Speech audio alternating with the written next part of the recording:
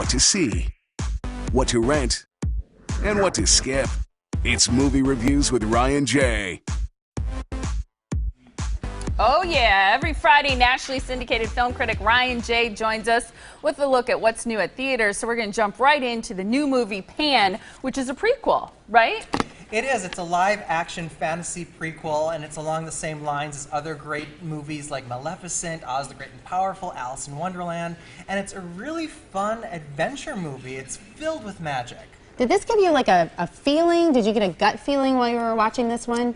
I did. I felt like I was on an amusement park ride. Oh, and that's because the effects in the 3D are so fantastic that it really is an immersive experience. That is so cool. I love this. What about Hugh Jackman? I've read a lot and seen a lot with him as it relates to this movie. He plays Blackbeard, and it's really fun because you can tell that he's just reveling in this experience. The costumes are so lavish, the scenic design is so incredible to look at that he's just having the time of his life. He's a scene stealer, so it's really fun to see him do something different. He's one of the best, most prolific working actors today, and it's cool to see him still do some cool character work. Yeah, and something that translates to children as well. So were there any weak links in this film? There were a couple, which is sort of frustrating because it's otherwise such a strong movie. I feel like all of the fairy tale movies we've been seeing lately are so good, but in this movie there's an awkward, and I love musicals, but there's an awkward pirate song and dance number at the beginning of the film. They're doing Nirvana's Smells Like Teen Spirit. That did not work for me.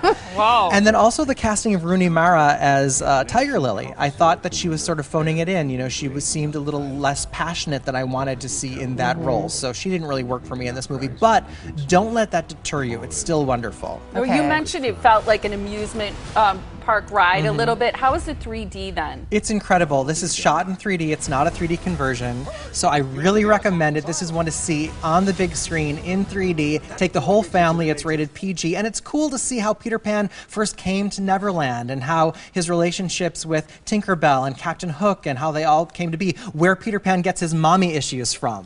You see him before. So it's really cool. So this is not just to see it. This is a see it in 3D. Exactly. Okay, so 99 Homes. This is actually not a film that I'm very familiar with.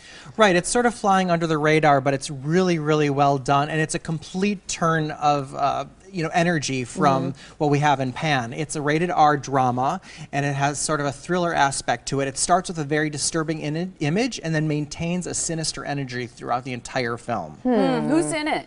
This is Andrew Garfield, who is not your friendly neighborhood Spider-Man in this film, but he really proves his dramatic chops once again. He was great in The Social Network. He's fantastic in this. He plays a guy who is evicted out of his house, and this movie raises a lot of moral and ethical questions about, how far would you go when you're desperate to save your family's livelihood? Oh my gosh, did I see Michael Shannon? Yes, he is phenomenal. Love me some Michael Shannon. So good. He's good in everything. He's good in everything, and he plays the baddie in this movie. And, it's a little early to predict any Oscar buzz, but he's so good. He has such great moments in this that he could have some good momentum on his side. Okay, now you mentioned that sinister vibe. Was it hard to watch?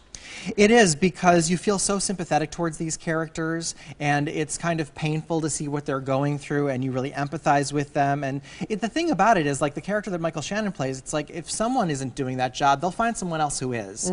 So, you kind of see both sides, but it is heartbreaking. It's definitely worth seeing. Sometimes it's fun to go see a sad movie, so see it. It's tense, and it builds, and it's exciting. All right, we got a couple movie clubs to talk about. What you got going on? Very big ones. The first I want to tell you about is the new Steven Spielberg, Tom Hanks movie called Bridge of Spies. Oh my God. Do you want to come? Yes, I want to come. It's this Monday night, October 12th at 7 p.m. You can enter to win. I mean, how is that not going to be a win-win, right? Yeah, Anytime that's huge. They team Love up. it. And then on the following night, Tuesday, October 13th at 7:30 p.m. is a movie that I have been so excited about for the last 2 years. It's called Crimson Peak. Oh, it I'm is, scared of this. yeah, the new Guillermo del Toro movie. So you have some homework this weekend. Go rent Pan's Labyrinth, and you kind of know what you're in for with this movie. But enter to win at my website. And you have a giveaway. I do. How exciting. One of my favorite Disney movies ever. Yay. Aladdin. Do you remember when this first came out? Yes. I know, making me feel old, but... Don't say the year. Okay, the first time ever on Blu-ray and HD digital, I'm giving away some digital downloads on my website, so you can enter to win those two to celebrate that Aladdin is coming out for the first time on Tuesday, October 13th on Blu-ray. So good luck to you. Fun. Everything you need to know this weekend at my website. For the whole weekend, RyanJReviews.com. You can like him on Facebook, too. and follow him online. RyanJReviews.com is the website. Great to see you. Thanks so much. You too. Thank you. Appreciate it.